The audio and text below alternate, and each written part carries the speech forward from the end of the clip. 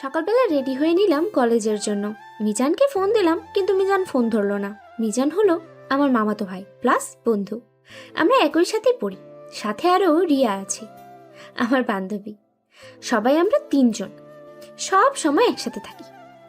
তারপর বের হলাম, রিক্সার জন্য অপেক্ষা করছি, কিন্তু কোনো রিক্সা পাচ্ছি না, তাই হেঁটে যেতে লাগলাম। তখনই দেখি রিয়া সামনে দাঁড়িয়ে আছে।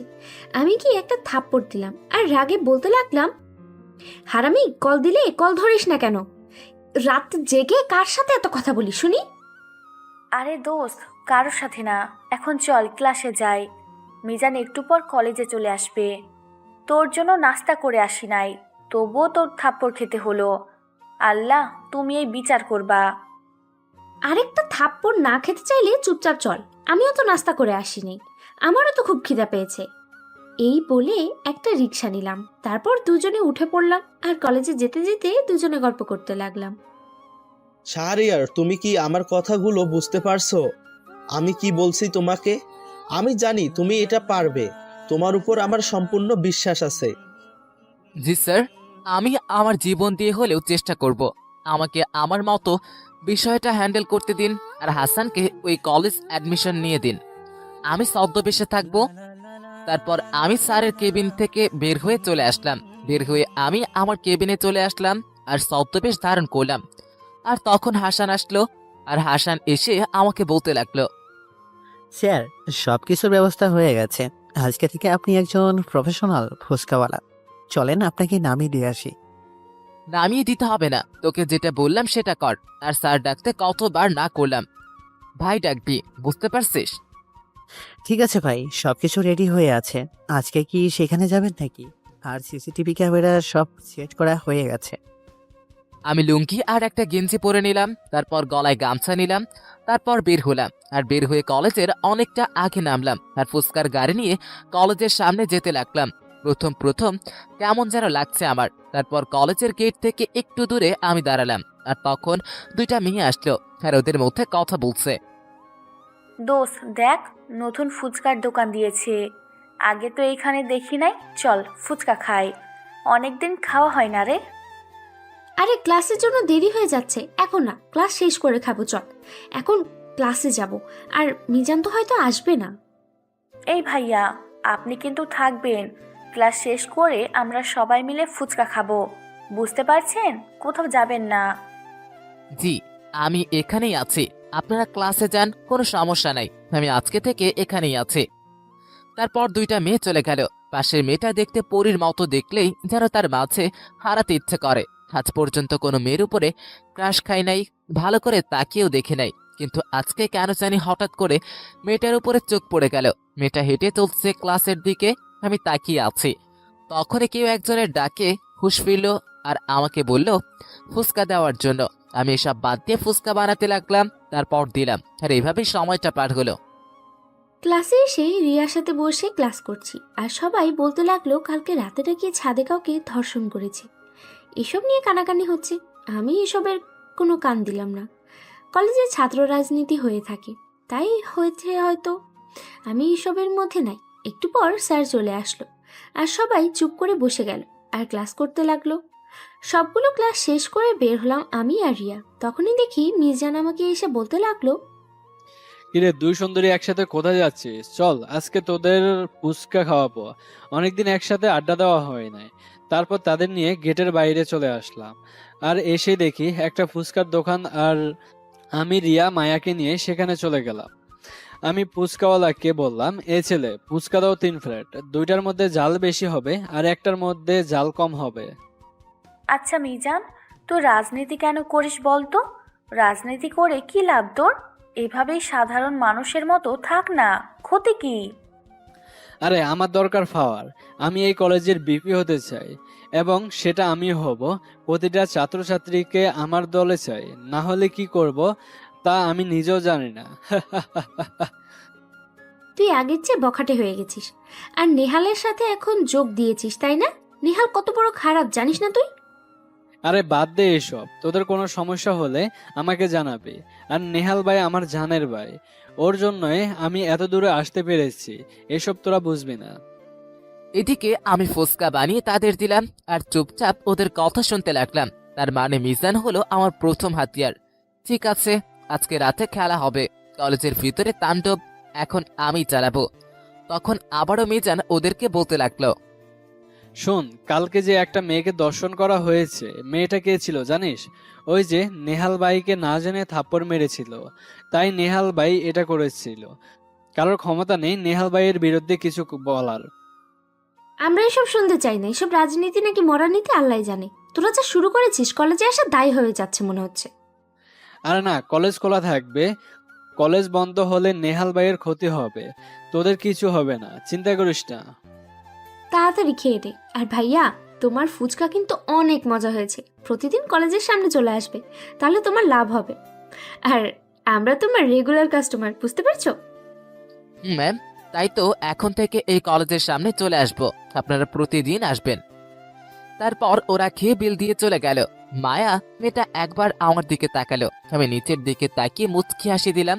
আর তখন আমি আমার ফোনটা বের করে সিসিটিভি ক্যামেরা দেখতে লাগলাম। রাতে কি হয়েছিল সেটা দেখার চেষ্টা করছি, কিন্তু হঠাৎ দেখতে পেলাম তখন কেউ যেন সিসিটিভির তার কেটে দিয়েছে। তার মানে এখানে কয়েকজন ছিল, তার মধ্যে মিজান কি ছিল সেটা জানতে হবে আমার। তারপর সময়টা এইভাবেই পার হলো। বিকেলবেলা ফিরে আসলাম। বিকেলবেলা গাড়িটা রেখে আমি আমার বাসায় চলে আসলাম। বাসায় এসে ফ্রেশ হয়ে কিছু খেয়ে নিলাম। তখনই মায়ের আমি কলটা রিসিভ করলাম, আর ওপাশ থেকে মা বলতে লাগলো, শাহরিয়ার, তুই কবে আসবি রে বাবা? তোকে ছাড়া বাড়িটা কেমন যেন খালি খালি লাগছে। তুই তাড়াতাড়ি ফিরে আয়, আমি একা একা বাসায় কি করে থাকি। আমি খুব তাড়াতাড়ি ফিরে আসবো। এই কেসটা একটু অন্যরকম তো, তাই আসতে একটু দেরি হবে। বাবার দিকে খেয়াল নিও, আমি এখানেই ভালো আছি। তা কিছু খেয়েছিস তো তুই? ঠিক মতো খাওয়া দাওয়া করিস না, আর এর মধ্যে পারলে গ্রাম থেকে ঘুরে যা এসে, তোকে দেখতে ইচ্ছে করছে খুব। আচ্ছা ঠিক আছে মা, তুমি কিন্তু আমার কথা চিন্তা করে একটুও মন খারাপ করবে না। ঠিক মতো খাবার খাবা, আর বাবাকে আমার সালাম দিও, আর চিন্তা করতে না করবা, কেমন? তারপর মায়ের সাথে আরো কিছু কথা বললাম আর কল কেটে দিলাম। তারপর আমি আমার নিজের কাজ করতে লাগলাম। আর তখনই স্যার আমাকে কল দিল, আর কলটা রিসিভ করলাম। আর ওপাশ থেকে স্যার আমাকে বলতে লাগলো, শাহরিয়ার, তুমি কি আজকে সেখানে যাবে? আর কালকের খবরটা নিশ্চয় শুনেছো, তাই আর বেশি কিছু বলতে হবে না তোমাকে। স্যার, আমি খবর পেলে আপনাকে জানাবো, আর রাখছি এখন। এই বলে কল কেটে দিলাম আর রেডি হয়ে নিলাম। রেডি হয়ে বসে আছি। তারপর রাত 11টার দিকে বের হলাম, উডি পড়ে আছি, আর হাসান আসলো। আমি আর হাসান কলেজের দেওয়াল টপকে প্রবেশ করলাম আর সোজা সাদে চলে আসলাম। আর সাদে এসে সেই জায়গায় আসলাম। আর তখন হাসান বলল, ভাই নেহাল তো একাই জঘন্য কাজটা করে নেয়, আর মেয়েটার লাশটাও খুঁজে পেল না। কেউ কি করেছে তার লাশ নিয়ে? এইসব চিন্তা না করে চারিদিকে খুঁজে দেখ কিছু পাওয়া যায় কিনা, কোনো ক্লু পেলে আমাকে ডাক দিবি, তুই ওদিকে যা। তারপর হাসান গিয়ে চারিদিকে দেখতে লাগলো, আর আমিও দেখতে লাগলাম। হঠাৎ কোনায় একটা ঘড়ি পেলাম, হয়তো মেয়েটার হাতের ঘড়ি হবে। আমি নিয়ে নিলাম, আর তখন ভালো করে ফোকাস করে দেখলাম রক্তের ফোঁটা। আমি রক্তের ফোঁটা অনুসরণ করে যেতে লাগলাম, আর দেখলাম টাঙ্কির এখানে এসে শেষ হলো। আমি হাসানকে ডাক দিলাম, আর হাসান দৌড়ে চলে আসলো। আমি টাঙ্কি খুলে দেখলাম এক লাশ। আমি এটাই মনে মনে ভেবেছিলাম। তারপর লাশটা বের করে আনলাম, আর দেখলাম মেয়েটার গায়ে কোনো কাপড় নেই, স্তন দুইটা কেটে ফেলা হয়েছে। এটা দেখে গায়ে লোম দাঁড়িয়ে গেল। এমন ভাবে কেউ মারতে পারে? মেয়েটার অপরাধ কি ছিল? এইভাবে হাজারো মেয়েকে ধর্ষণ করে ফেলে রাখা হয়। তখন হাসান ভয় পেয়ে আমাকে বলতে লাগলো, স্যার, আমি আজকেই চাকরি ছেড়ে দিব। এসব আমাকে দিয়ে হবে না। এমন ভাবে কেউ কাউকে মারে আমি নাই। আরে হাসান চুপ কর, ভুলে যাস না তুই কে, আর তোর মুখে এইসব কথা মানায় না। এখন গাড়ি থেকে একটা চাদর নিয়ে আয় তাড়াতাড়ি। তারপর হাসান গাড়ি থেকে চাদর আনতে চলে গেল। আমি লাস্টার কয়েকটা পিক তুলে স্যারকে পাঠিয়ে দিলাম। আর একটু পর হাসান চাদর নিয়ে আসলো। আমি চোখ বন্ধ করে পেঁচিয়ে দিলাম। তারপর তুলে বাইরে নিয়ে এসে গাড়িতে তুললাম আর মর্গে নিয়ে আসলাম। আর এসে দেখি স্যার দাঁড়িয়ে আছে। তারপর ওখানকার দায়িত্বে যারা আছে তারা এসে লাশটা নিয়ে গেল। আমাকে তখন স্যার বলতে লাগলো, শাহরিয়ার, এভাবে দিনের পর দিন ধর্ষণ করে যাচ্ছে এই নেহাল, কিন্তু আজ পর্যন্ত কেউ কোনো প্রমাণ পায় নাই। আমাদের ধারণা নেহালের পেছনে বড় কেউ আছে, যার পাওয়ারে সে এসব করে থাকে। স্যার, মেয়েটার বয়স হবে এই ধরেন 21। মেয়েটা বিবাহিত ছিল। তার মেয়েটার উপর অনেকজন মিলে ধর্ষণ করে, ধারণা 4-5 জন। তারপর তাকে মেরে ফেলা হয়। আর নেহালের পিছনে বড় কেউ আছে এটা জানি, আর সে গোপনে নেহালকে দিয়ে কাজ করাচ্ছে। শাহরিয়ার, পুরো ডিপার্টমেন্ট তোমার দিকে চেয়ে আছে। আমরা সবাই চাই তুমি এই কেসটা শেষ করবে। দেশটা সেই আগের মতো আনন্দে ভরে উঠবে। স্যার, দোয়া করবেন আমার জন্য, আমি যেন সকলের আশা পূরণ করতে পারি। তবে স্যার, ফুচকা কিন্তু সবাইকে খেতে হবে। ঠিক আছে, একদিন সবাই গিয়ে ফুচকা খেয়ে আসবো। শাহরিয়ার রহমানের হাতের ফুচকা, সেটা কি মিস করা যায় বলো? তারপর আমি স্যারের সাথে আরো অনেকক্ষণ কথা বললাম।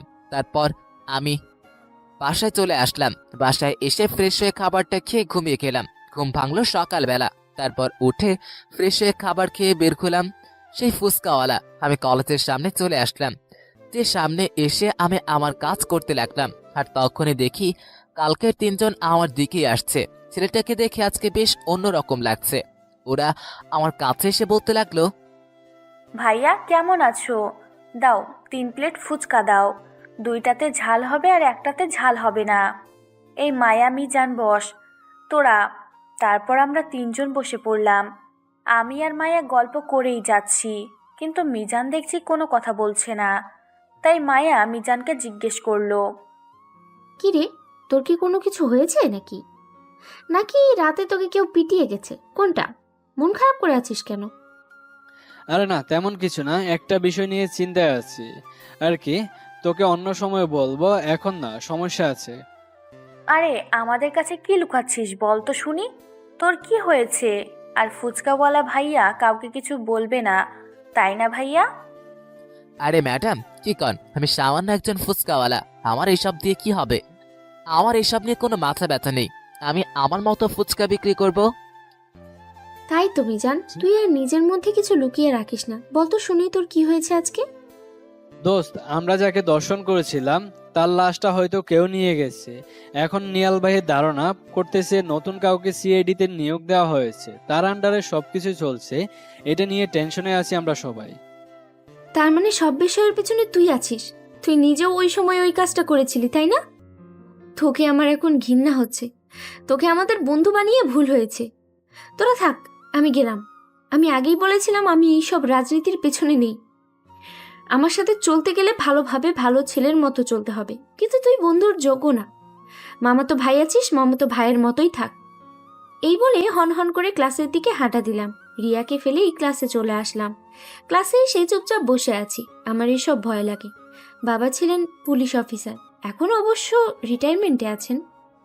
ভাই দেখ, মায়া খুব জেদি একটা মেয়ে। তোর সাথে থাকলে আমরাও এসবের পিছনে জড়িয়ে যাব। আমাদেরকে আমাদের মতো চলতে দে। আসি রে, ক্লাসে দেরি হয়ে যাচ্ছে। এই বলে আমিও মিজানকে ফেলে ক্লাসে চলে আসলাম। ক্লাসে এসে মায়ের পাশে বসে ক্লাস করতে লাগলাম। এদিকে আমি মিজানের কথা শুনে বেশ কিছুটা অবাক হলাম। আমি আমার মতো কাজ করেই যাচ্ছি। একটু পর মিজাল বিল দিয়ে চলে গেল। 3 প্লেটের বিল দিল, তারপর চলে গেল। আমি তখন পাশে তাকিয়ে দেখি হাসান কলেজে যাচ্ছে। হাসান আমাকে চোখ দিয়ে ইশারা দিল, তারপর ক্লাসে চলে গেল। আমার সময়টা এইভাবেই পার হলো। তারপর ওরা ক্লাস শেষ করে দেখলাম এদিকেই আসছে। তার আগে হাসান আমার কাছে এসে বলতে লাগলো, এই ভাই, 1 প্লেট ফুচকা দিও, বেশি ঝাল দিও না, অল্প করে ঝাল দিও, তাড়াতাড়ি বানাও, কাজ আছে। তারপর আমি হাসানকে ফুচকা বানিয়ে দিলাম, আর হাসান খেতে লাগলো। হাসান খেতে খেতে ওরা চলে আসলো। ওরা বলতে সকালে 2টা মেয়ে। হাসানের খাওয়া শেষ করে মানিব্যাগ বের করে টাকা দিল। টাকার ভিতরে একটা দেখতে পেলাম চিরকুট, আমি রেখে দিলাম। আর তখন 2টা মেয়ে এসে বলতে লাগলো, ভাইয়া 2 প্লেট ফুচকা দেন তো। আর আপনার হাতে কি হয়েছে ভাইয়া? মনে হচ্ছে কেটে গেছে বাম হাতে। আরে তেমন কিছু না, কালকে হয়তো কোনো কিছু দিয়ে কেটে গেছে। বসেন, আমি ফুচকা দিচ্ছি। তারপর 2 জন বসলো, আর আমি ফুচকা বানাতে লাগলাম। ফুচকা বানিয়ে তাদেরকে দিলাম, আর ওরা খাচ্ছে আর গল্প করছে। শোন রিয়া, মিজানের সাথে আর কোনোদিন কথা বলবি না। ওর চরিত্র এত খারাপ আমি আগে জানতাম না রে। শেষে কিনা নেহালের সাথে যোগ দিয়ে একটা মেয়েকে ধর্ষণ করলো। ওই মেয়েটা অন্য কেউ না, না হয়ে আমি অথবা তুইও তো হতে পারতিস, তাই না? হুম, ঠিক বলেছিস। ভাইয়া, তোমার ফুচকা কিন্তু অনেক ভালো হয়েছে।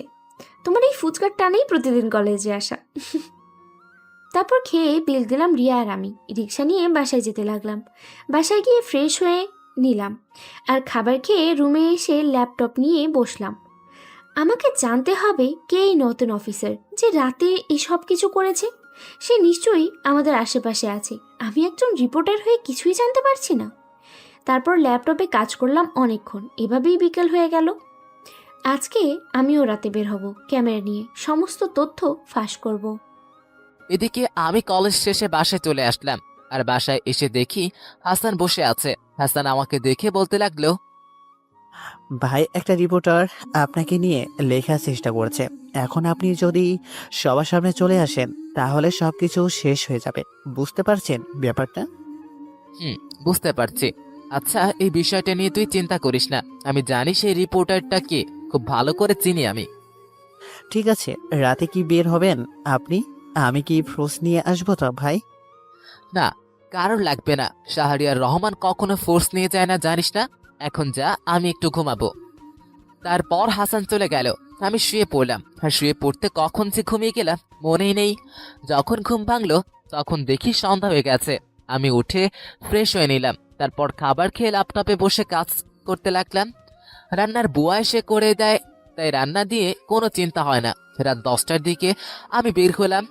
একা রাস্তায় বের হয়ে নিয়ে আমি আমার মতো হেঁটে চলেছি। একা একা হাঁটতে হাঁটতে চলে আসলাম নেহালের জায়গায়, যেখানে নেহাল তার গ্যাংদের নিয়ে আড্ডা দেয়। সেখানে এসে দেখি নেহাল ক্যারাম খেলছে, সাথে মিজানও আছে। ওদের মধ্যে কি কথা হচ্ছে সেটা একটু একটু বুঝতে পারছি। ভাই, কলেজের রিয়া মেয়েটাকে চিনো না? ওই মেয়েটা আমার খুব পছন্দ হয়েছে। তুমি তো জানো আমরা বন্ধুর মতো থাকতাম, কিন্তু ও আমার ভীষণ খেতে ইচ্ছে করছে, ব্যবস্থা করে দাও না। নেহাল ভাই কিছু না বলে মুচকে হেসে দিল। তার মানে বুঝতে পারলাম হয়ে যাবে।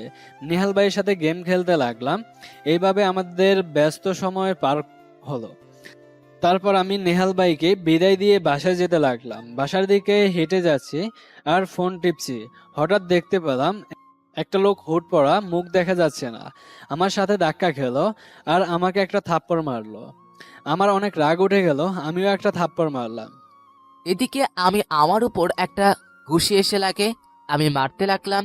মারতে মারতে আড়ালে নিয়ে চলে আসলাম। শেষ পর্যন্ত মিজান আমাকে বলতে লাগলো, সরি ভাই, আমি বুঝতে পারিনি, হঠাৎ করে ধাক্কাটা লেগে গেছে আর আমিও মাথাটা ঠান্ডা করতে পারিনি। আমাকে আর মারবেন না ভাই। আমি হাসতে লাগলাম। তোকে মারার জন্যই তো এখানে আসা। আজকে তোকে সামথিং দিব, যেন তোর ভিতরে একটা ভয় ঢুকে। আমি মিজানের হাতটা ভেঙে দিলাম। মিজান চিৎকার দিল। আমি মুখে কাগজ দিয়ে দিলাম। আমি ডান হাতটা ভেঙে দিলাম আর চলে আসলাম। আমি বাসায় এসে ফ্রেশ হয়ে নিলাম আর খাবার খেয়ে ঘুমিয়ে গেলাম। সকালবেলা কারোর কলের শব্দে ঘুমটা ভাঙলো। আমি ফোন হাতে নিয়ে দেখি মা ফোন দিয়েছে। আমি ফোনটা ঘুম ঘুম চোখে রিসিভ করলাম। আর ওপাশ থেকে মা আমাকে বলতে লাগলো, শাহরিয়ার, এত বেলা হয়ে গেল, এখনো ঘুমোচ্ছিস নাকি? তোর বাবার শরীরটা ভালো না, একবার আয় তো, আমি আর পারছি না। মা, রাতে আসবো, চিন্তা করো না। আর আমি ডাক্তারকে ফোন করে দিচ্ছি, উনি চলে যাবে। আমার অনেক কাজের চাপ। আচ্ছা ঠিক আছে, ডাক্তারকে একটু তাড়াতাড়ি আসতে বল। আর সময় পেলে একবার এসে দেখে যা। তোকে বড্ড মিস করি রে, বাড়িটা খালি খালি লাগে। তারপর মায়ের সাথে আরো কিছু কথা বলে কল কেটে দিলাম। আর আমি ফ্রেশ হতে চলে আসলাম। ফ্রেশ হয়ে খাবার খেয়ে বের হলাম কলেজের উদ্দেশ্যে। আমি কলেজের সামনে এসে আগের দিনগুলোর মতো কাজ করে যাচ্ছি। তখনই দেখি নেহাল তার দলবল নিয়ে কলেজে প্রবেশ করছে, বাইকে করে। মিজানের হাতে ব্যান্ডেজ করা। এটা রিয়া আর মায়ের চোখ এড়ায়নি। দেখেছিস মাইয়া মিজানের অবস্থা? মনে হচ্ছে কালকে কেউ তাকে দিয়েছে, ওর এভাবেই মৃত্যু হবে, দেখে নিস। কবে জানি আমার ক্ষতি করে বসে। যে এই কাজটা করেছে একদম ঠিক কাজ করেছে। আল্লাহ যেন তাকে হায়াত দান করেন আরও। শোন, এই কাজটা করার কারোর ক্ষমতা নেই। এটা একমাত্র ওই অফিসারটার করেছে। তার নাম শুনেছি, শাহরিয়ার রহমান। ও ছাড়া কারোর ক্ষমতা নেই মিজানকে মারে। তুই কেন ওই অফিসারের উপর এতটা জানার ইচ্ছে বলতো? তোর সাথে অফিসারের কি সম্পর্ক বল তো আমাকে। বাবার মুখে অনেকবার শুনেছি, কিন্তু বাবা নাকি তাকে এখনো দেখে নাই। আরও যদি চাকরিতে থাকতো তাহলে একটা দেখার চান্স ছিল। এখন তো অবসরে আছে, তাই সম্ভব না। ওই অফিসার আমার বাবার জীবন বাঁচিয়েছিল একটা অপারেশনে, কিন্তু বাবাকে মুখ দেখায়নি।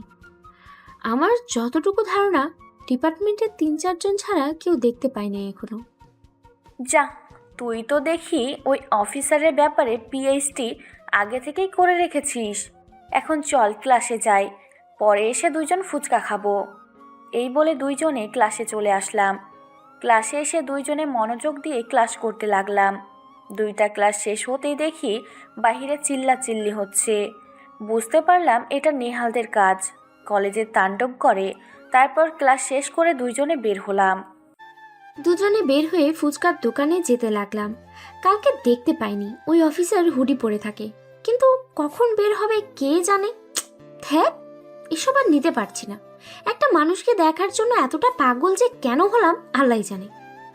আমি গিয়ে ফুচকা দিতে বললাম, তখনই দেখতে পেলাম নেহাল একটা ছেলেকে মারতে মারতে কলেজ থেকে বের করছে। তখন ভাইয়াটা আমাকে জিজ্ঞেস করলো, আচ্ছা আপু, এই যে কয়েকজন ছেলে মিলে একটা নিরীহ ছেলেকে মারছে, ওদের কি কোনো মায়া দেওয়া নেই? বিনা কারণে কেন মারছে বলেন তো?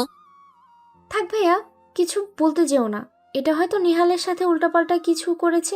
নেহাল ড্রাগস, ইয়াবা এসব ব্যবসা করে। তুমি কিন্তু এসব বলতে যেও না ওকে। না আপু, আমি সব বলে কি করব? আমি আছে আমার মতো, কয়েকদিন এক জায়গায় থাকলে পরে আমাকে তাড়িয়ে দেয় জানি না। এখান থেকে কবে তাড়িয়ে দেয়? তোমাকে এখান থেকে কেউ তাড়াবে না, চিন্তা করো না। তুমি যদি এসব নিয়ে চিন্তা করো তাহলে নেহাল এসব জানতে পারলে তোমার অনেক ক্ষতি করবে। তাই তুমি তোমার মতো থাকো, ওদেরকে ওদের মতো থাকতে দাও। আরে ম্যাডাম, কি কন? আমি এসব কেন পড়তে যাব? আমি তো নিজেই একজন ভিখারি। যারা এসব করে তাদের অনেক ক্ষমতা। আমার মতো ফুচকাওয়ালার কি বা ক্ষমতা আছে বলেন? আচ্ছা ভাইয়া, আপনার বাসায় কে কে আছে? বিয়ে করেছেন নিশ্চয়ই? বাসায় বাবা আছে, পড়াশোনা করে, কোনো চাকরি না পেয়ে তাই এই ব্যবস্থা। সামনে একটা বস্তিতে থাকি। তা কোন পর্যন্ত পড়াশোনা করেছেন আপনি বললেন না তো? আর চাকরির কোনো অ্যাপ্লাই করেননি? গরিবের ছেলে আমি। বাবা রিক্সা চালাতেন, আমি ইন্টার পাস করেছি। এই কলেজ থেকে আজকাল ইন্টার পাশে কোনো চাকরি হয় না, তাই না? আপনার বাসায় কে কে আছে জানতে পারি? আমার বাসায় বাবা মা, ছোট একটা বোন আছে। এই কলেজে আমি অনার্স প্রথম বর্ষে পড়াশোনা করি। আপনার নামটা তো জানা হলো না। আমার নাম শাহিন মিয়া। আচ্ছা, নতুন অফিসার যে এই শহরে আসলো, এই অফিসারকে সবাই দেখা এত শখ কেন বলতে পারেন? আজ পর্যন্ত কোনো অফিসার এই অন্যায়ের বিরুদ্ধে প্রতিবাদ করেনি। সবসময় নিহাল ও তাদের পেছনে যারা আছে তাদেরকে উল্টা সাহায্য করেছে। কিন্তু এই অফিসার প্রথম যে কিনা সবাইকে ধ্বংস করতে এসেছে। তাই হয়তো সবার দেখতে ইচ্ছা। ও আচ্ছা, তাই? সেই অফিসার মনে হয় দেখতে খুব সুন্দর, তাই না? She looks like a Bollywood hero. হবে হয়তো। তারপর ফুচকা শেষ করে রিয়াকে নিয়ে রিকশায় করে বাসায় যেতে লাগলাম। বাসায় এসে ফ্রেশ হয়ে খাবার খেয়ে নিলাম, তারপর শুয়ে পড়লাম। শুয়ে শুয়ে ভাবছি এই ফুচকাওয়ালা ভাইয়ের সাথে কেমন যেন একটা রহস্য লুকিয়ে আছে। কথা বলার সময় কেমন যেন ভেবে চিন্তে কথা বলে। কি আছে তার মাঝে? আমাকে এই ফুচকার ব্যাপারে খোঁজ নিতে হবে। সেই অফিসার নয় তো? না না, এই অফিসার কি করে হতে পারে? ওই অফিসার তো অন্যরকম। উফ, না, কিছুই ভাবতে পারছি না। এভাবে যে কখন যে ঘুমিয়ে পড়লাম মনে নেই। এদিকে আমি কলেজ শেষে বাসায় চলে আসলাম। বাসায় এসে ফ্রেশ হয়ে খাবার খেয়ে শুয়ে শুয়ে ফোন টিপতে লাগলাম। আর তখনই স্যার আমার ফোনে কল দিল। আমি ফোনটা রিসিভ করলাম। আরো কাছ থেকে স্যার আমাকে বলতে লাগলো, শাহরিয়ার, কাজ কত দূর? আমাকে তো উপর থেকে অনেক চাপ দিচ্ছে। তুমি প্লিজ যা করার একটু তাড়াতাড়ি করো। আর নেহালের আজকে একটা বড় ডিল হতে যাচ্ছে। তুমি নিশ্চয়ই খবরটা পেয়েছো। আমি চাই এইটা তুমি হ্যান্ডেল করো। যে করেই হোক সমস্ত মালামাল তোমার হাওলায় থাকবে। আর সাংবাদিকরা একটু তোমাকে নিয়ে বেশি পড়েছে, একটু সাবধানে থেকো। একবার ভাইরাল হয়ে গেলে সমস্ত প্ল্যান মাটি হয়ে যাবে। জি স্যার, আমি খবরটা পেয়েছি। আমাকে একটা হেলিকপ্টারের ব্যবস্থা করে দিন, আমি রাঙামাটি যাব। আমার ধারণা অনুযায়ী নেহাল অলরেডি রাঙামাটি পৌঁছে গেছে তার লোকজন নিয়ে। আমি চাচ্ছি স্যার নেহালকে ক্রস ফায়ার করে দিতে, আবর্জনা দেশে রাখলেই ঝামেলা। শাহরিয়ার, তোমার যেটা ভালো মনে হয় তুমি করো। আমি জানি তুমি ভুল কোনো কিছুই করবে না, এটা তোমার উপর আমার বিশ্বাস আছে। ঠিক আছে, গুড লাক। আমি সময় মতো হেলিকপ্টার পাঠিয়ে দিব। আল্লাহ হাফেজ। তারপর সাল কলটা কেটে দিল। আমি ভাবতে লাগলাম নেহালকে ধরে বাকি সব খবর পাওয়া যাবে। এসব ভাবতে ভাবতে কখন যে ঘুমিয়ে গেলাম মনে নেই। যখন ঘুম ভাঙলো তখন দেখি সন্ধ্যা হয়ে গেছে। আমি ঘুম থেকে উঠে ফ্রেশ হয়ে নিলাম, তারপর খাবার খেয়ে রেডি হয়ে নিলাম। রেডি হয়ে বসে আছি, তখনই হাসান আমাকে কল দিল আর আমাকে বলতে লাগলো, ভাই জায়গা মতো চলে আসেন, হেলিকপ্টার নিয়ে চলে আসছি, তাড়াতাড়ি আসেন ভাই। সাথে কি আরো কাউকে নিয়ে আসবো নাই ভাই? না, তার কারো দরকার নেই, অনেক ঝামেলা আছে, তুই আর আমি গেলেই হবে। আমি আসছি, 10 মিনিট ওয়েট কর। এই বলে কল কেটে দিলাম। তারপর কালো প্যান্ট, কালো শার্টের উপরে লেদার জ্যাকেট, কোমরে পিস্তল নিলাম, তাই শুয়ের মধ্যে 2টা ছুরি নিলাম, হাতে একটা মেশিন গান। সেই জায়গায় চলে আসলাম, তারপর হেলিকপ্টারে উঠে বসলাম। আর তখন হাসান আমাকে বলতে লাগলো, ভাই খবর পাওয়া গেছে আজ রাতে 9:30টার দিকে বেতকুড়ি নামে একটা জায়গায় ওদের ডিল হবে। ড্রাগস নিয়ে আসবে, ওখানকার স্থানীয় লোক ও নিজস্ব একটা ডেরা আছে, সেখানেই ওর দলবল নিয়ে থাকে, আর নেহাল ওখানেই যাবে। ঠিক আছে, তুই এটা খবর নিয়ে যে নেহালের সাথে কতজন লোক আছে। আর ওই যে বলি যে বেতকুড়ি, ওই বেতকুড়ি জায়গাটার একটা ম্যাপ আমার লাগবে। আর ওখানে নেটওয়ার্ক এতটা কাজ করে, তাই যা করার তাড়াতাড়ি কর। আর ড্রোন নিয়ে আসছিস তো? হ্যাঁ ভাই, সব কিছু নিয়ে এসেছি। আর পাইলট তুমি হেলিকপ্টার নিয়ে উপরেই থাকবে, নিচে কোনো সময় নামবে না। শোন, আগে নিজের সেফটি নিয়ে নিবি। একবার যদি আমাদের কিছু হয়ে যায় তাহলে সমস্ত প্ল্যান মাটি হয়ে যাবে। তাই যা করবি সাবধানে। আর কোনো অবস্থাতেই নেহাল আর ওই যে লোকটা, ওদেরকে মারা যাবে না। যদি মেরে ফেলি তাহলে পরবর্তী খবর আমরা পাবো না, বুঝতে পারলি? জি ভাই, বুঝতে পারছি। এই যে দেখেন ম্যাপ, এই যে এই জায়গাটা পাহাড়ের সবচেয়ে উঁচু জায়গা, এখান থেকে নিচে সবকিছুই দেখা যায়। ঝামেলাটা ওখানেই। শোন, প্রতিটা জিনিসের ভালো দিক একটা খারাপ দিক আছে। ওখানে যেমন নিচে পড়ে থেকে সবকিছু নিচে দেখা যায়, ঠিক তেমনই আমাদেরও একটা প্লেন বের করতে হবে। আমি যেভাবে বলবো এর কোনো ব্যতিক্রম করবে না। তারপর আমি হাসানকে সব বুঝিয়ে দিলাম আর চলে আসলাম রাঙামাটি। রাঙামাটি এসে ওই জায়গাটার কাছাকাছি নামলাম আর পাইলটকে বললাম কিছুটা আড়ালে গিয়ে থাকতে, যেন ওদের রাডারে ধরা না পড়ে। আর মাইক্রোফোনে কানেক্ট থাকতে নিচে ল্যান্ড করে দেখতে পেলাম না একটা নদী পাহাড়ের চূড়া দিয়ে বয়ে গেছে। নদীর ওই পাহাড়ের জায়গাটা আমাদের হাতে সময় আছে আরো 1 ঘন্টা 10 মিনিট। আমি নদীর এপারে একটা খালি জায়গায় খুঁজতে লাগলাম। তারপর একটা পাহাড়ের চূড়ায় আসলাম, এসে বসে ড্রোনটা চালু করলাম। ড্রোন চালু করে দেখতে পেলাম নিহাল একটা রুমের ভিতরে যাচ্ছে, পাশে একটা মেয়েটা এখানকারই হয়তো আদিবাসী। আজ এই ছেলেদের জন্যই পৃথিবীতে এত যার সন্তান হয়ে যাদের কোনো বাবা থাকে না, মাকে সেটাও থাকে না। সেই ছেলেদের কষ্ট যদি এরা বুঝতো তাহলে কখনো এসব করতো না। তারপর পাশে দেখতে লাগলাম তারা সব মিলিয়ে 30 থেকে 35 জনের মতো হবে। তারপর ড্রোন নামিয়ে নিয়ে আসলাম আর চিন্তা করতে লাগলাম কিভাবে সবকিছু করব। এটা প্ল্যান করলাম। আমি হাসানকে বললাম, হাসান, আমি একদিক থেকে গুলি করতে থাকবো আর সবগুলো কেক আবার দিবা। আর তুই এদিকে ড্রাগসের ব্যাগটা পিছন থেকে নিয়ে আসবি, কিন্তু কভার দিতে থাকবি, তারপর নিয়ে চলে যাবি। আমার যাই কিছু হয়ে যাক, বুঝতে পারলি? যে ভাই বুঝতে পারছি, আপনি যেভাবে বলবেন সেভাবেই করব। তবে ভাইয়া আপনার দিকে একটু খেয়াল নিয়েন। আমি সামনে আগাতে লাগলাম, নদীটা সাঁতারে পার হলাম। তারপর একজনের পিছন দিক থেকে গিয়ে মুখ ধরে ঘাড় গুড়িয়ে দিলাম। তারপর লোকটা পড়ে গেল আর এটা দেখেও সামনের জন আমার কাছে আসতে লাগলো। আমি লাফ দিয়ে ওই লোকটার কাঁধে বসে পড়লাম আর মাথায় ঘুষি দিলাম আর একটা কানের নিচে ঘুষি দিলাম, পড়ে গেল। এইভাবে প্রায় 10-12 জনকে মারলাম। আর তোকে নিয়ে 3-4 জন মিলে আমাকে গুলি করতে লাগলো। আমিও পাল্টা গুলি করতে লাগলাম। ওদের মধ্যে প্রায় অনেকেই মারা গেল। একসময় নেহাল আর ওখানে সেই লোকটাও গুলি করতে লাগলো। একসময় নেহাল পালিয়ে যেতে লাগলো। আমি দৌড়ে গিয়ে নেহালকে ধরলাম আর পায়ে একটা গুলি করে দিলাম। তারপর ড্রাগসের ব্যাগটা হাসানকে দিলাম আর বললাম এখান থেকে চলে যেতে। তখনই কেউ একজন আমাকে পিছন দিক থেকে আমার মাথায় আঘাত করলো আর আমি তাকিয়ে দেখি মিজান। আমি মিজানকে সজলে একটা লাথি মারলাম, আর তখনই মিজান আমাকে বলতে লাগলো, আমি তোমাকে অনেক কাছ থেকেও চিনতে পারলাম না, এটাই আফসোস। শেষ পর্যন্ত গর্ত থেকে তুই সাপ বেরিয়ে আসলি, আজকে তুই শেষ। শেষবার কাউকে দেখার ইচ্ছে থাকলে দেখে নে, কিছু বলার থাকলে বল, কারণ তোর দিন শেষ। আমি চলে আসছি তোদেরকে শেষ করার জন্য।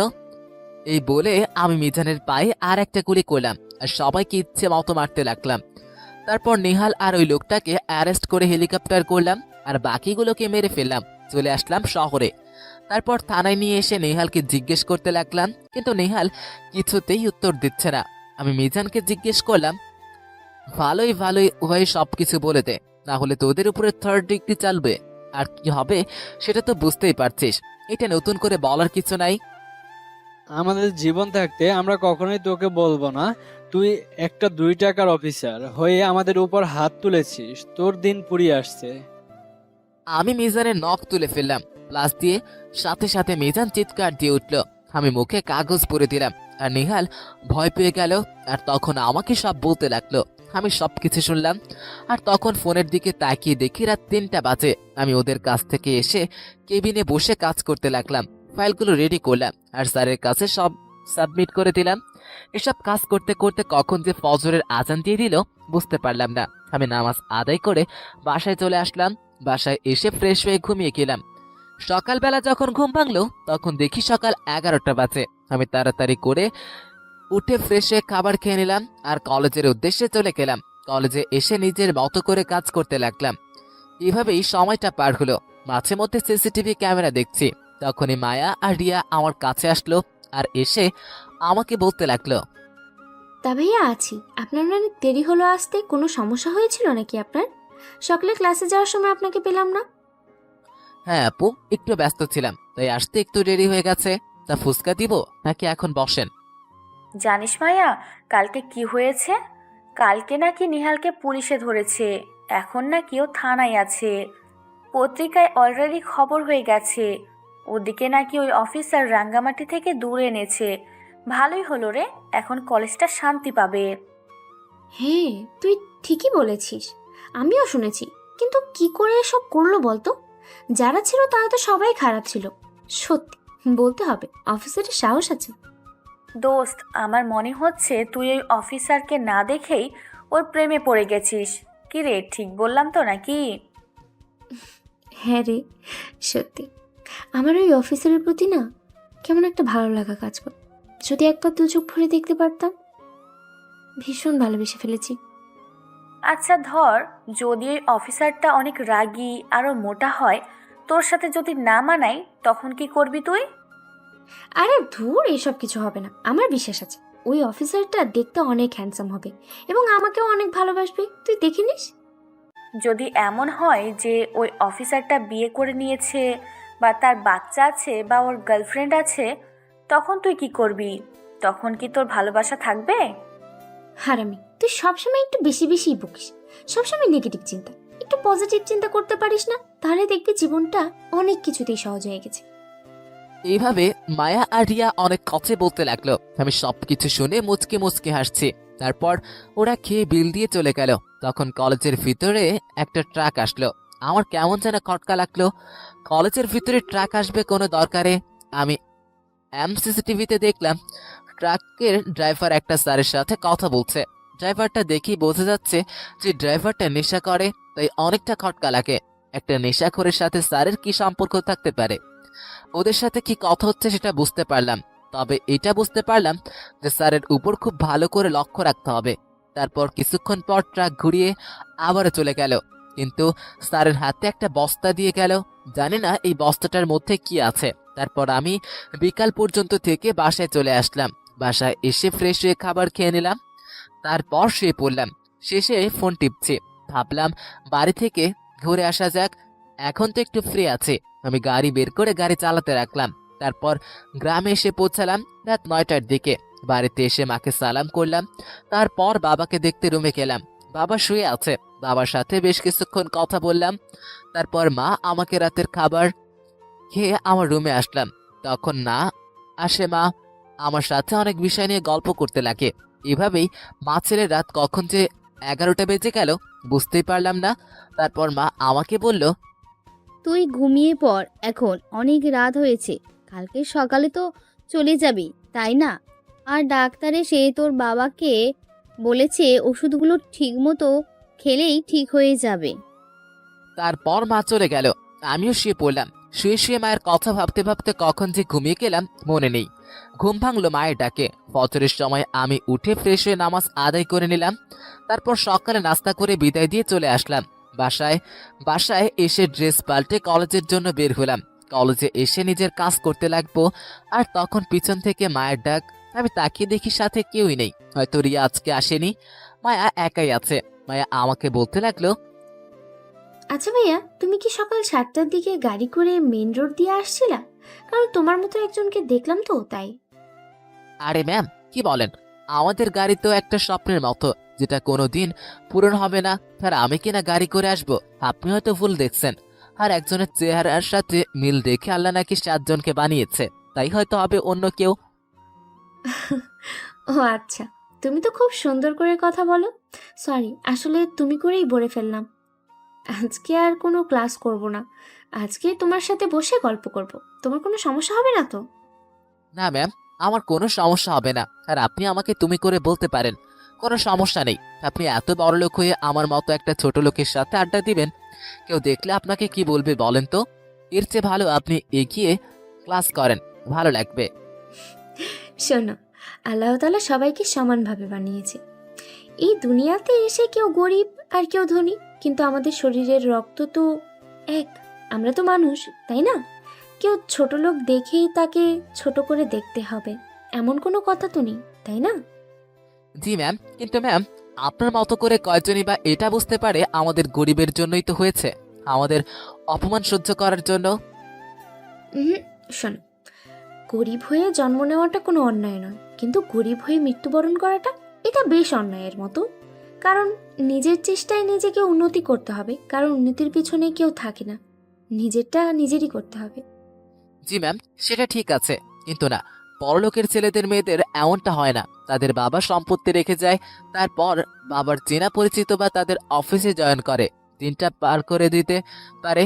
কিন্তু আমাদের ক্ষেত্রে তা নয়। আমাদের ক্ষেত্রে 2-1 বেলা খাবার জোটাতে চিন্তা করতে হয়, এখন খেলে পরের বার খেতে পারবো কিনা। আসলে বাস্তবতাটা না অনেক কঠিন। আমার বাবার গাড়ি আছে, বাড়ি আছে, কিন্তু আমি তবু কেন রিক্সা নিয়ে চলাফেরা করি জানো? কারণ আমি গরিবের কষ্টটা খুব কাছ থেকে বুঝতে চাই। ও আচ্ছা, আপনি সবার থেকে আলাদা, এটা আমি প্রথম দেখেই বুঝতে পারছি। হুম, তারপর বলো, তোমার মনের মানুষ টানুষ আছে নাকি? কাউকে পছন্দ হয় না নিজের করে ভালোবাসতে? ম্যাম, কি যে বলেন! নিজেই পাই না খাবার খাওয়ার জন্য, আবার এর মধ্যে অন্য কাউকে নিয়ে স্বপ্ন দেখা, এটা সম্ভব নয়। গরিবদের এসব স্বপ্ন দেখা বারণ, বুঝতে পারলেন? আচ্ছা, তুমি এমন সব সময় নিজেকে এতটা ছোট করে কেন দেখো বলো তো? একটু স্মার্ট থাকবে, তাহলে অনেক ভালো লাগবে। আর 5 ওয়াক্ত সালাত আদায় করবে, দেখবে মনটাও ভালো হয়ে গেছে। ম্যাম, আজকাল বড়লোক বাবার সন্তানদের নামাজ পড়া তো দূরে থাক, ওরা দিনে কতবার আল্লাহর নাম নেয় সেটাই জানি না। তার মধ্যে আপনি সত্যিই খুব আলাদা। তারপর এইভাবে মায়ার সঙ্গে বেশ ভালো মুহূর্তটা পার হলো। মায়া চলে গেল। তার বাসায় আমি দাঁড়িয়ে আছি, তখন একজন লোক এসে বলল এই জিনিসটা এই স্যারকে দিয়ে আসতে। আমি কোনো না করলাম না, জানতে হবে এটার ভিতরে কি আছে।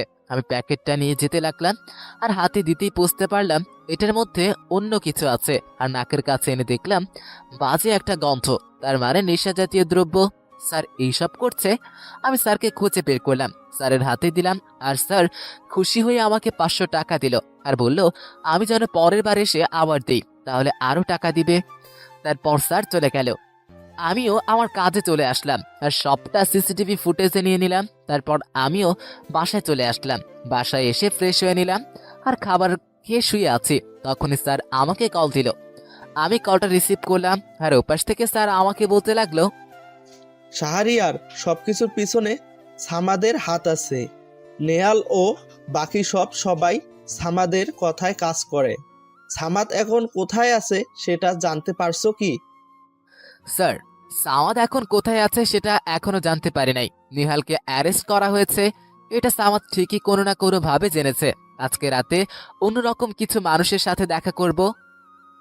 শাহরিয়ার, বম ব্লাস্ট হতে পারে কলেজে যে কোনো দিন। এই ব্লাস্ট হলে কয়েক শত শিক্ষার্থী আহত হবে। তুমি প্লিজ এর আগেই কিছু করো। স্যার, ব্লাস্ট হতে পারে 16 ডিসেম্বর, আমাদের বিজয় দিবসের দিন। ওই দিন কলেজে বড় একটা অনুষ্ঠান হবে, এর আগেই কিছু করব, চিন্তা করবেন না। আমি জানি তুমি এটা পারবে। তবে শাহরিয়ার, তুমি তোমার নিজের দিকে খেয়াল রাখবে। তোমার কিছু হলে সব কিছু শেষ হয়ে যাবে, আর কেউ কোনো অফিসার উঠে দাঁড়াতে পারবে না। স্যার, আপনি শুধু টিভির সামনে নিউজ দেখবেন, বাকিটা আমি যা করার করব। স্যার, আমাদের সাথে আরো কিছু রাজনৈতিক নেতারা আছে, নামগুলো আপনাকে পাঠিয়েছি, দেখেছেন? আর কলেজের ভিতরে কিছু লোকও আছে। ঠিক আছে, বেস্ট অফ লাক মাই সান। তোমার জন্য আমি উপর লেভেলে কথা বলবো। কমিশনার সাহেব তোমাকে সালাম জানিয়েছে। তারপর স্যারের সাথে আরো কিছু কথা বলে কল কেটে দিলাম আর ল্যাপটপে বসে কাজ করতে লাগলাম। এভাবে সময়টা পার হলো। রাতে বের হলাম অন্ধকার রাস্তায়, একা একা হাঁটছি। হঠাৎ বুঝতে পারলাম কেউ হয়তো আমাকে ফলো করছে, আমার পিছু পিছু আসছে।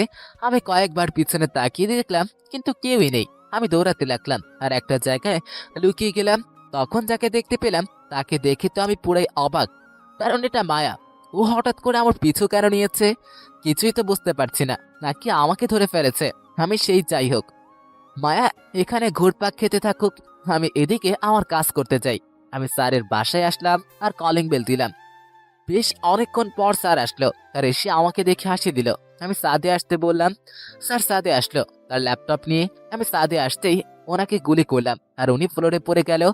তখন আমি বলতে লাগলাম, আমি তোকে আগেই কোনো কিছু না বলে গুলি করলাম কেন জানিস? তোর মতো শিক্ষকের বেঁচে থাকার কোনো অধিকার নেই। তুই দেশের শত্রু। আমি কি জানিস? আমি হলাম সিক্রেট এজেন্ট শাহরিয়ার রহমান, যার কথা এতদিন শুনেছিস। আর এখন শেষবার আমাকে দেখে নে।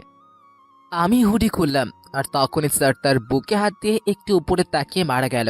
আমি লাশটা এখানে ফেলে রাখলাম আর ল্যাপটপ নিয়ে চলে আসলাম। তারপর যেতে লাগলাম। আমি বাসায় চলে আসলাম।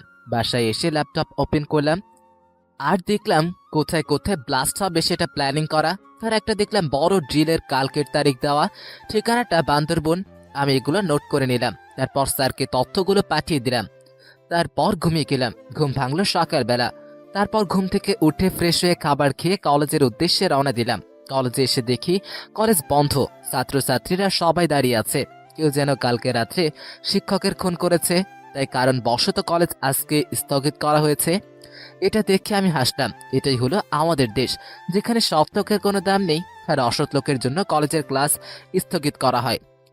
আমার অনেকেই ফুচকা খেতে আসলো, কিন্তু আজকে মায়াকে দেখতে পেলাম না। আমি মায়াকে খুঁজেছি, কখন সে আসবে, কিন্তু আমার অপেক্ষার পর হঠাৎ সে আসলো আর এসে গেটের সামনে রিক্সা থেকে নামলো আর দেখে কলেজ বন্ধ, সবাই ফিরে যাচ্ছে। রিয়া আর মায়া দুজনেই আমার কাছে আসলো আর এসে ফুচকা দিতে বলল। আমি ফুচকা বানাতে লাগলাম আর ওরা তাদের মধ্যে কথা বলতে লাগলো। একটু পর আমি ফুচকা দিলাম আর আমি আমার কাজ করতে লাগলাম আর ওদের কথা শুনতে লাগলাম। আর তখন মায়া বলতে লাগলো, জানিস রিয়া, কালকে একটুর জন্য মুখটা দেখতে পারিনি। কোথায় যেন দৌড়ে হারিয়ে গেল, খুঁজেই পেলাম না। শেষ পর্যন্ত আমি নিজেই চলে কোথায় গেছি বুঝতেই পারিনি। অনেক কষ্টে বাসায় ফিরে এসেছি। এতটা দুরন্তর ভাবতেই পারিনি। তুই এটা কি করে ভাবলি যে এই শাহরিয়ার রহমান এত বোকা হবে? তুই ওই অফিসারের পিছু নিবি আর ওই অফিসার টের পাবে না? এটা কেমন হয়? এর চেয়ে ভালো ভাগ্যের উপর ছেড়ে দে। ভাগ্য নিজেই তোর কাছে এসে ধরা দিবে। শুধু শুধু রাতের বেলা বের হোস না, সমস্যা হতে পারে। দেখেছিস না চারিদিকে কত ঝামেলা চলছে, কখন কি হয়ে যায় বলা তো যায় না। আমার তো দিনের বেলা বাসা থেকে বের হতেও ভয় লাগে। তুই রাতের বেলা কিভাবে যে বের হতে পারিস আল্লাহই জানে। আপনার কিছু মনে না করলে আমি একটা কথা বলি। রাতের বেলা আপনারা কেউ বের হবেন না, কারণ কখন যে কি হয়ে যায় বলাতে যায় না। একটা অ্যাক্সিডেন্ট হয়ে গেলে পরে আর কিছু করা যাবে না।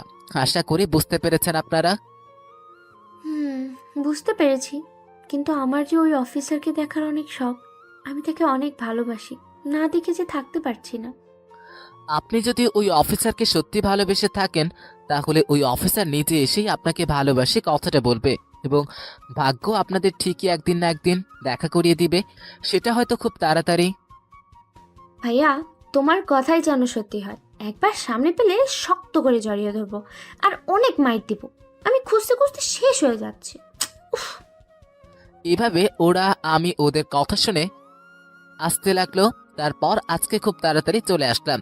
আজকে হয়তো আমার খুব একটা বড় অপারেশন করতে হবে, আর এটাই হয়তো আমার এই কেসের সবচেয়ে বড় অপারেশন। আর আমি এখানেই সবাইকে ধরতে পারবো। আমি বাসায় চলে আসলাম। বাসায় এসে ফ্রেশ হয়ে খাবার খেয়ে নিলাম আর কম্পিউটারের সামনে বসে ভাবতে লাগলাম কি করা যায়। তখনই আমার ফোনে একটা কল আসলো আর আমি কলটা রিসিভ করলাম। কারো কাছ থেকে কর্কশ কণ্ঠে বলতে লাগলো, কি রে শাহরিয়ার রহমান, তোর তো দেখি খুব বার বেড়েছে তাই না? আমাকে খোঁজার জন্য তুই পাগল হয়ে গেছিস, এমনকি সব কিছু জেনেও গিয়েছিস। নিশ্চয়ই আমার কথা শুনে বুঝতে পারছিস আমি কে। আমাকে না খুঁজে বরং তোর বাবা মাকে সামলা। তোর বাবা মার না খুব কষ্ট হচ্ছে, তাদের কষ্ট দেখে আমার না খুব কান্না পাচ্ছে। পারলে নিয়ে যা। তুই শেষ পর্যন্ত আমার বাবা মাকে নিয়ে এসেছিস। ওদেরকে ছেড়ে দে, তোর যা করার আমার সাথে করবি।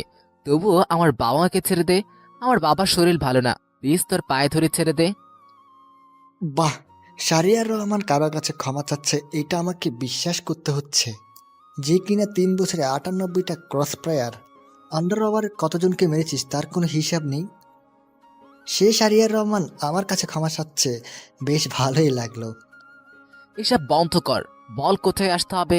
আমার বাবা মারকে কোনো ক্ষতি করবি না তুই। যা বলবি আমি তাই করব। তোর বিরুদ্ধে সমস্ত প্রমাণ আমি নিয়ে আসছি। এই তো এবার লাইনে এসেছিস, আমার লোকদের সারিয়ে আনবি। নেহান মিজান ওদেরকে ছেড়ে দিবি। আর স্যারকে তো মেরে ফেলেছিস, এর জন্য তোকে অনেক বড় একটা মাসুল দিতে হবে। আসছি, তুই চিন্তা করিস। তোকে যদি আমি শাস্তি না দিতে পেরেছি তাহলে আমার নাম শাহরিয়ার না, তুই থাক মরার জন্য। এই তো আরেকটা খবর শোন, আমার লোকেরা মাত্রই ধরে নিয়ে আসলো। তুই যাকে নিজের জীবনসঙ্গিনী বানাবি, তোকে দেখার জন্য রাতে পিছু নেয় পুলিশ অফিসারের একমাত্র মেয়ে, যে তোকে অনেক ভালোবাসে। তার সাথে একটু কথা বল, বেচারিকে অনেক মেরেছে আমার লোকজন। শাহরিয়ার, আমাকে এসে নিয়ে যাও, আমি আর পারছি না। আমি অনেক আগে থেকেই জেনেছিলাম যে তুমি শাহরিয়ার রহমান, তাই তোমার সাথে এত আড্ডা দিতাম, এত কথা বলতাম। আমি তোমাকে অনেক ভালোবাসি, প্লিজ। আমার ভয় করছে, ওরা আমাকে অনেক মেরেছে। তুমি চিন্তা করো না, তুমি ভয় পেও না। আমি এখনই আসছি, তোমার কিচ্ছু হবে না। আমি আসছি, সব সময় তোমার পাশে। এই শোন, তাড়াতাড়ি চলে আয়, তোর সাথে অনেক বোঝাপড়া আছে। আর খবরদার কোনো ফোর্স নিয়ে আসবি না, তুই একা আসবি। যদি ফোর্স নিয়ে আসার চেষ্টা করিস তাহলে কি হতে পারে সেটা তো ভেবেই দেখেছিস। আর আমার ব্যাপারে নতুন করে বলার কিছু নাই, সবই তুই জানিস। এটা বলে সামাদ কল কেটে দিল। আমি হ্যালো হ্যালো করতে লাগলাম, কিন্তু কলটাই কেটে গেল। আমি আবারও কল দিলাম, কিন্তু ফোনটা বন্ধ বলছে। আমি স্যারকে কল দিলাম, একটু কল হতেই স্যার রিসিভ করলো। আমি ওনাকে সবকিছুই বললাম। সবকিছু শুনে স্যার আমাকে বলতে লাগলো, শাহরিয়ার, এটাই হয়তো তোমার জীবনের একটা বড় অপারেশন। আমি জানি তুমি পারবে, মনে দৃঢ় বিশ্বাস রাখবে, সময় মতো প্ল্যানিং অনুযায়ী কাজ করবে। তোমার কি প্ল্যান সেটা আমি জানি না, তবে যাই করবে বুঝে শুনে তারপরে করবে। স্যার আমার কিছু কমান্ডো লাগবে আর গোটা কয়েক হেলিকপ্টার লাগবে। আপনি সবকিছু ব্যবস্থা করুন। আমি চাই আমাদের সামাদকে এই দেশ থেকে চির নির্মূল করে দিব, যাতে করে কেউ ক্রাইম করার কোনো চিন্তা না করতে পারে। তারপর স্যারের সাথে আরো কিছু সময় কথা বলে কল কেটে দিলাম। কল কেটে দিয়ে রেডি হতে লাগলাম। এভাবেই সময়টা পার হলো। সন্ধ্যার দিকে বের হলাম, তখনই হাসানের ফোন। আমি এই ফোনটা রিসিভ করলাম আর ওপর থেকে হাসান আমাকে বলতে লাগলো, ভাই 15 জন কমান্ডো আসছে আর 5টা হেলিকপ্টার আর আমাদের টিমের সদস্যরা। আপনি তাড়াতাড়ি চলে আসেন, আমরা আপনার জন্যই অপেক্ষা করছি। আমি ঠিক আছে বলে কল কেটে দিলাম। তারপর তাদের কাছে যেতে লাগলাম। গিয়ে দেখি সবাই আমার জন্য অপেক্ষা করছে। আমি সবার সাথে হাই হ্যালো করে কথা বলতে লাগলাম। তারপর সবাই মিলে একটা প্ল্যান করলাম। আর তখন হাসান নেহালকে নিয়ে আসলো আর আমাকে বলতে লাগলো, স্যার এই হচ্ছে নেহাল, আর সবকিছু ডুপ্লিকেট ফাইল এই নিন। এখন আমাদের কিভাবে কাজ করতে হবে একটু বলবেন? আমি সবার আগে এর ভিতরে যাব, তোমরা সবাই হেলিকপ্টারে থাকবে। আমি যখনই সংকেত দিব তখনই তোমরা নেমে অ্যাটাক করবে। আর মনে রাখবে যে খুব ক্ষুদ্রতম স্বার্থের জন্য বৃহত্তম স্বার্থ ত্যাগ করা যাবে না। এটা আমরা ট্রেনিংয়ে শিখেছি। নিজের জীবন দিয়ে হলেও দেশকে রক্ষা করব। আমাদের উপরে পুরো দেশ তাকিয়ে আছে। আমরা যদি হেরে যাই পুরো দেশ হেরে যাবে, তাই আমাদের পুরো দেশকে দেখিয়ে দিতে হবে। সবাই ইয়েস স্যার বলল। এরপর আমরা হেলিকপ্টারে উঠে পড়লাম আর যেতে লাগলাম। যেতে যেতে আমি ভালো করে ম্যাপটা দেখতে লাগলাম। বেশ খানিকটা দূরেই আমি নেমে পড়লাম আর ওই নাম্বারে কল দিলাম, কিন্তু বন্ধ বলছে। আমি হেঁটে হেঁটে ওই জায়গায় এসে দাঁড়ালাম। তখনই আমার ফোনে একটা কল আসলো ওই নাম্বার থেকে, আর ওপাশ থেকে বলতে লাগলো, তুই যেখানে দাঁড়িয়ে আছিস সেদিকে বাম দিকে নিচে, তারপর আমার দুজন লোক আসবে, ওদের সাথে চলে আসবি, কোনো চালাকি করার চেষ্টা করবি না। আমি বাম দিকে নিচে নামতে লাগলাম। তখনই দুইটা ছেলে আসলো আর প্রথমে আমাকে চেক করে ফাইলটা হাত থেকে নিয়ে নিল। আর একজন নিহালকে নিয়ে যেতে লাগলো। নিহাল ঠিকমতো হাঁটতে পারছে না আর আমাকে নিয়ে গেল। আমি ওদের সাথে যেতে লাগলাম আর গিয়ে দেখি বাবা আমাকে দড়ি দিয়ে বেঁধে রেখেছে, মায়াকে চেয়ারের সাথে বেঁধে রেখেছে। মায়ের গালে রক্ত লেগে আছে, বেশ অনেক জায়গায় কাটা, সেখান থেকে টপ টপ করে রক্ত পড়ছে। আমি যেতেই আমাকে সামাদ বলতে লাগলো, ওয়েলকাম ওয়েলকাম আমার রাজ্যে। দেখ তুই কি অবস্থা করছিস। দেখ নিহাদ, আমি আড্ডাটা নিকালকে দিয়ে খুব নিশ্চিন্তে ছিলাম, কিন্তু তুই আমাকে ভালো থাকতে দিলি না, শেষ পর্যন্ত বের হয়ে আসতেই হলো। আমার বাকিদের ছেড়ে দে, তুই যা কর আমার সাথে কর, তবু আমার বাবা মাকে ছেড়ে দে, ওদের কোনো ক্ষতি করিস না। আর কি বলিস, তোর মায়ার যা ফিগার, ওহ দেখলেই তো বিছানা যেতে ইচ্ছে করে। কতক্ষণ ধরে তোর জন্য অপেক্ষা করছিলাম, ভাবলাম তোর সামনেই করা যায়, তোর বাবা মা দেখবে, বুড়ো বয়সে শিখবে, কতই না ভালো হবে। তুই খারাপ সেটা জানতাম, কিন্তু তুই এতটা যে নোংরা মনের মানুষ বা এতটা নোংরা হবি সেটা কখনো ভাবি নাই। তোর বেঁচে থাকার কোনো অধিকার নেই, একমাত্র মৃত্যু দিতে পারে তোর আসল পুরস্কার। আর চুপ, আমার দেরা এসে আমাকে জোরে কথা বলছিস, তোর সাহস তো কম না। এই কে আছিস, ওকে একটু আদর যত্ন করে দে। শাহরিয়ার কার জায়গায় দাঁড়িয়ে আছে সেটা কোনো তার দেখার বিষয় নাই। শাহরিয়ার যেখানে দাঁড়িয়ে থাক সেই জায়গাটাই গরম হয়ে যায়। ডিপার্টমেন্টের সবাই কি বলে ডাকে জানিস? সিংহ। তখনই যেজন এসে আমাকে মারতে আসলো, আমি তাদেরকে একজনকে লাথিতে ফেলে দিলাম, আর একজনকে তলপেটে এমন একটা ঘুষি দিলাম সেখানেই পড়ে গেল। এটা দেখে আরো কয়েকজন আমাকে মারতে আসলো, আমি সবাইকে মারতে লাগলাম। আর তখন সামাদ জোরে চিৎকার দিয়ে বলতে লাগলো, ওই তুই থাম, তুই যদি আর একটা লোকের গায়ে হাত দিস তাহলে আমি এক্ষুনি তোর মায়ের গার মধ্যে হাত দিব। আর আমি হাত দিলে কি হতে পারে? আমি আরো কাউকে মারতে লাগলাম না, মারামারি বন্ধ করে দিলাম। আর তখনই সবাই এসে আমাকে কথা মতো মারতে লাগলো। একসময় মা সহ্য করতে না পেরে মাটিতে পড়ে গেলাম। সবাই আমাকে ইচ্ছে মতো মারতে লাগলো। একসময় আমি অজ্ঞান হয়ে যাই আর তখনই চারিদিক থেকে গুলি আসতে লাগলো। এটা শুনে আমার জ্ঞান ফিরে আসে। আমি উঠে মায়া বাবা মাকে বাতন খুলে দিলাম আর এক সাইডে যেতে লাগলাম। আর আমি উঠে গুলি করতে লাগলাম, একে একে সবাইকে মারতে লাগলাম। আর তো এভাবে সবাইকে মেরে ফেললাম। আর সামাদ বুঝতে পেরে সে পালিয়ে যেতে লাগলো। আমি পায়ে গুলি করলাম আর গিয়ে মারতে লাগলাম। নেহালকে গুলি করে মেরে ফেললাম, সামাদকে ধরে নাক বরাবর একটা ঘুষি দিলাম আর তখনই মাটিতে পড়ে গেল। তারপর আবারও তুলে তলপেটে ঘুষি দিলাম। আর তখন সামাদ আমাকে বলতে লাগলো, আমাকে মাফ করে দে, আমি আর কখনো এসব করব না, আমি ভালো হয়ে যাব, আমাকে একটা সুযোগ দে, আমি কথা দিচ্ছি আমি আর কখনো অন্যায় কাজ করব না। তোর মতো পাপীর বেঁচে থাকার কোনো অধিকার নেই, তুই মরবি এবং আমি নিজের হাতে তোকে মারবো। তুই আমার বাবা মাকে তুলে এনেছিস, আমার ভালোবাসার মানুষকে ধরে নিয়ে এসছিস, ওদের গায়ে হাত তুলেছিস। এই বলে আবারও মারতে লাগলাম, মারতে মারতে আধমরা করে ফেললাম। তারপর দেখি স্যার চলে আসলো। স্যার এসে আমাকে বলতে লাগলো, শাহরিয়ার, নিজেকে কন্ট্রোল করো, ওকে আইনের হাতে ছেড়ে দাও, ওকে আইন তাকে শাস্তি দেবে। তুমি আইনের লোক হয়ে আইন নিজের হাতে তুলে নিও না। তারপর অ্যারেস্ট করুন আর নিয়ে গেল। আমি মা বাবার কাছে গেলাম আর গিয়ে মাকে বললাম, মা তোমার কিছু হয়নি তো? চলো বাসে চলো, এখন থেকে আর গ্রামে থাকবে না, আমার সাথেই থাকবে, আর কোনো চিন্তা নেই। আমাদের কিছু হয়নি, আমাদের নিয়ে চিন্তা করিস না। শুধু কি আমাদের নিয়ে গেলেই হবে? বৌমাকে নিয়ে যেতে হবে না? বৌমা তোর জন্য কান্না করতে করতে শেষ। বাসায় চল, কত কাজ আছে। তারপর সবাই মিলে বাসে চলে আসলাম। মায়াকে তার বাসায় পৌঁছে দিলাম আর তারা বাবার সাথে দেখা করলাম। তার বাবা আমাকে জড়িয়ে ধরলো। তারপর বিদায় দিয়ে আমি আমার বাসায় চলে আসলাম। বাসায় এসে ফ্রেশ হয়ে হালকা নাস্তা করে ঘুমিয়ে গেলাম। সকালবেলা একটু দেরিতেই ঘুম ভাঙলো। আমি উঠে ডাইনিং রুমে আসলাম আর দেখি বাবা মা মিলে নিউজ দেখছে। আমার এই নিউজ হচ্ছে।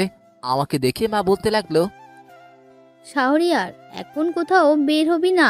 আজকে রাতে তোদের বিয়ে। তোর যা বন্ধু বান্ধব আছে সবাইকে বলে দে, আমার বলা শেষ। সবাই এই আসলো বলে। আমি লজ্জা পেয়ে রুমে চলে আসলাম। তখনই আমার ফোনে একটা কল আসলো। আমি ফোনটা হাতে নিয়ে দেখি স্যার কল দিয়েছে। আমি ফোনটা রিসিভ করলাম, আর ওপাশ থেকে স্যার বলতে লাগলো, শাহরিয়ার, ডিপার্টমেন্ট তোমার কাজে অনেক খুশি হয়েছে, তাই তোমার জন্য সরকার থেকে 2 কোটি টাকা দেয়া হয়েছে পুরস্কার হিসাবে। টাকাটা তোমার অ্যাকাউন্টে ট্রান্সফার করা হয়েছে, আর তোমাকে 2 মাসের ছুটি দেয়া হয়েছে। স্যার ছুটিটা না দিলেও আমি ছুটি নিতাম, কারণ বিয়ে করছি। স্যার দোয়া করবেন আমাদের জন্য। তোমার নতুন জীবনের জন্য শুভকামনা রইল। দোয়া করি আরো সামনে এগিয়ে যাও। আর তোমার প্রমোশনও দেয়া হয়েছে। তারপর স্যার কল কেটে দিল। আমি সব বন্ধুদের ফোন দিয়ে জানিয়ে দিলাম। বিকেলবেলা রেডি হয়ে নিলাম বলতে বন্ধুরাই আমাকে রেডি করিয়ে দিল। তারপর সবাই মিলে মায়াদের বাসায় চলে আসলাম। তারপর আমাদের যথারীতি বিয়েটা হয়ে গেল। নতুন বউ নিয়ে বাসায় ফিরলাম। এখন রাত 11টা। এখন বাসর ঘরের সামনে দাঁড়িয়ে আছি। ভিতরে যেতেও ভয় লাগছে, জানি না ভিতরে আমার জন্য কি অপেক্ষা করছে। তখন হাসান আমাকে বলতে লাগলো, ভাই এত ভয় পাওয়ার কি আছে? আপনি এত শক্ত একটা মানুষ, আর এখন যদি ভয় পান তাহলে কি চলে নাকি? যাবেন আর রোমান্স করা শুরু করে দিবে, কেউ আপনাকে বিরক্ত করবে না। আসুন ফাইজলামি করিস, বাসায় চলে যাও। অনেক রাত হলো, আর না হলে বাসা থেকে যাও। আমি ঘুমাতে গেলাম, খুব ঘুম পেয়েছে। এই বলে রুমে এসে দরজা বন্ধ করে দিলাম। আর তখনই বিছানা থেকে মা এসে আমাকে সালাম করলো। আমি মায়াকে তুলে নিলাম আর বুকে জড়িয়ে ধরলাম। আর তখন মায়া আমাকে বলতে লাগলো, তুমি আমার কাছ থেকে সব কিছু লুকাবে তাই না? আমি তো সব কিছুই কিনে ফেলেছিলাম। প্রথম থেকে একটু একটু করে সন্দেহ হচ্ছিল। এই রিপোর্টারের চোখকে তুমি ফাঁকি দিবে তাই না ফুচকাওয়ালা? আমাকে ফুচকাওয়ালা বলে লাভ নাই। আপনি কিন্তু এই ফুচকাওয়ালার বউই হয়েছেন, তাই এত চাপা পিটানোর কোনো দরকার নেই। এখন যান, উঁচু করে আসেন, 2 রাকাত নফল নামাজ পড়তে হবে। মায়া আমার কথা শুনে ইচ্ছে ছিল। তারপর আমি ওয়াশরুমে গিয়ে উঁচু করে আসলাম, আর দুজনে মিলে নামাজ আদায় করে নিলাম। নামাজ আদায় করেন, আমি শুয়ে পড়লাম। শরীরটা অনেক ক্লান্ত লাগছে। আর তখন মায়া লাইট বন্ধ করে আমার বুকে আসলো, আর আমাকে বলতে লাগলো, এখনো যদি শরীর ক্লান্ত হয়ে যায় তাহলে বাকি রাত পার হবে কিভাবে? বিয়ে করেছি কি ঘুমানোর জন্য? বিয়ে করেছি রোম্যান্স করার জন্য। রোমান্স সেটা আবার কি? আমি তো এসব কিছুই বুঝি না। আমি এখনো পিচ্চি ছেলে। আপনাকে লজ্জা শরম নাই একটা ছেলের বুকে এসে এসব বলছেন? ও, আপনি তো পিচ্চি ছেলে তাই না? আজকে রোম্যান্স করলে 2 দিন পরে বাবা হয়ে যাবেন, আর এখন নিজেকে পিচ্চি বলে দাবি করে। ঠিক আছে, আমার এই পিচ্চি হলেই চলবে। আমি এই পিচ্চিটাকে নিয়েই সারা জীবন পার করে দিচ্ছি। যদি কোনো সময় অপারেশন করতে গিয়ে মারা যায় তখন কি করবে? তখন কি আমাকে মিস করবে? তখন কি আমাকে দূর থেকে ভালোবাসবে? তখনই মায়া আমার বুকে কিল ঘুষি মারতে লাগলো। আর একটু পর শক্ত হয়ে যাবে। আর চুপ করে রইল। কিছুক্ষণ পর বুঝতে পারলাম মায়া নীরবে কান্না করছে। আমি মায়াকে জড়িয়ে ধরে বিছানায় শুয়ে দিলাম। তারপর আমি তার বুকের উপর উঠে কানের কাছে গিয়ে বললাম, আমার পাগলিটা দেখে অনেক কান্না করতে পারে। থাক, আর আপনাকে কান্না করতে হবে না। এখন আপনাকে অনেক আদর দিব। লাগবে না আমার আদর। আমি কাউকে ভালোবাসবো না, কাউকে মিস করবো না। আমাকে কষ্ট দিতে তো তোমার অনেক ভালো লাগে তাই না? ঠিক আছে, আমিও দেখবো কতটা কষ্ট দিতে পারো আমাকে। আমি মায়ের ঠোঁট জোড়া দখল করে নিলাম। মায়াও আমার চুল ধরে রেসপন্স দিতে লাগলো। এভাবেই না হয় চলতে থাকুক আমাদের মিষ্টি ভালোবাসা। নতুন নতুন ভালোবাসার সকল গল্প পেতে আমাদের চ্যানেলটি সাবস্ক্রাইব করে পাশে থাকবেন। নতুন গল্প খুব শীঘ্রই আসবে। ধন্যবাদ সবাইকে।